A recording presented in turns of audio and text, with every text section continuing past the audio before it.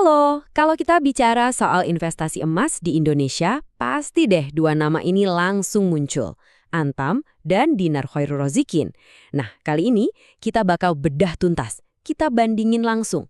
Apa sih bedanya dua emas yang populer banget ini? Oke, jadi pertanyaan besarnya, apa sih sebetulnya bedanya? Terus, mana yang lebih oke buat kita? Nah, tenang aja, dalam beberapa menit ke depan, pertanyaan-pertanyaan ini bakal kita jawab. Langsung ke intinya. Sip, ini dia peta perjalanan kita. Kita mulai dari yang kelihatan mata ya, bentuk fisiknya. Terus kita intip isinya, konten uniknya. Nah, yang paling krusial buat investor, kita bakal bahas soal spread. Dan terakhir, kita rangkum semua poin pentingnya.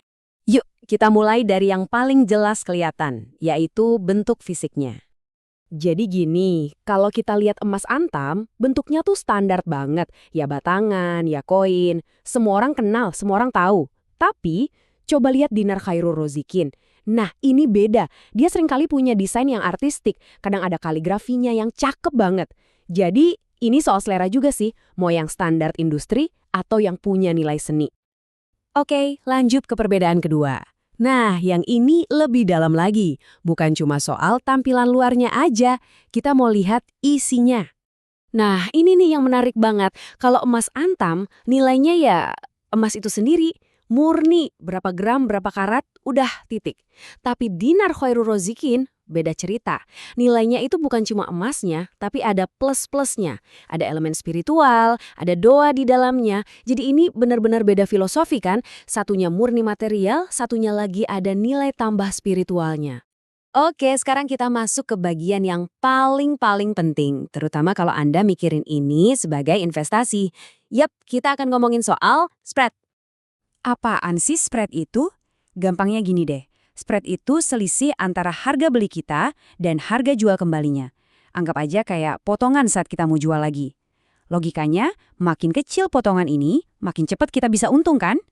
Makanya, ini penting banget buat dihitung. Biar lebih kebayang nih, ada cerita nyata. Ada seseorang yang kakaknya punya emas antam 40 gram. Punya sih punya, tapi sampai sekarang emas itu nggak kejual-jual juga. Loh, kenapa bisa gitu ya? Padahal kan itu aset bisa jadi uang. Apa coba yang bikin dia ragu? Jawabannya ada di angka ini, 11%. Ini spreadnya emas antam. Jadi si kakak ini tiap mau jual dia lihat harga belinya dulu, terus lihat harga jual sekarang. Waduh, selisihnya jauh banget. Ngerasa rugi kan? Makanya dia maju mundur terus. Nah, ini dia akibatnya. Kalau spreadnya segede itu, artinya harga emas harus naik lebih dari 11% dulu. Cuma buat balik modal. Belum untung loh, baru balik modal. Ya kebayangkan untungnya jadi ketunda lama. Jadi jelas banget ya, spread ini ngaruh langsung ke seberapa cepat kita bisa nikmatin profit. Oke, jadi dari semua obrolan tadi, apa nih poin-poin penting yang harus kita pegang sebagai investor? Yuk kita rangkum. Jadi, ada 3 hal utama yang perlu kita pertimbangkan. 1. Soal bentuk. Mau yang punya nilai seni atau yang standar aja? 2. Soal kontennya. Mau yang murni emas aja atau yang ada nilai plus doanya? Dan yang ketiga, ini soal cuan. Faktor spread. Ini ngaruh banget ke seberapa cepat investasi kita bisa menghasilkan. Nah, setelah tahu semua ini, pertanyaannya balik lagi ke Anda. Nilai apa sih yang paling penting buat Anda dari sebuah emas? Apakah murni keuntungan finansial secepatnya?